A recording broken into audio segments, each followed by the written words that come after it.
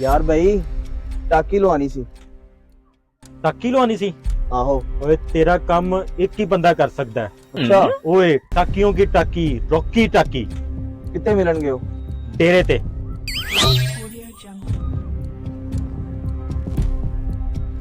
अरे भाई इतने रोकी टाकी कितने मिलेगा? ਰੌਕੀ ਟਾਕੀ ਇੱਥੋਂ ਸਿੱਧਾ ਜਾ ਕੇ ਅੱਗੋਂ ਜੀ। ਖੱਬੇ ਹੱਥ ਹੋਏਗਾ, ਸਾਹਮਣੇ ਤੈਨੂੰ ਰੌਕੀ ਟਾਕੀ ਮਿਲੇਗਾ। जी बहुत शुक्रिया जी। ਲੱਗਦਾ ਹੈ ਅੱਜ ਰੌਕੀ ਟਾਕੀ ਇਹਦਾ 3-5 ਕਰਕੇ ਹੀ ਰਹੇਗਾ। ओ जोर से दबाओ यार। साहिब रोकी टाकी तुसी हो? किससे भत्ता लेना है, किसको उठाना है? फाइन किसे तो पत्थर नहीं रहना, किसे नहीं उठाना। दरअसल मेरी जुत्ती गंदी हो गई तो टाकी मार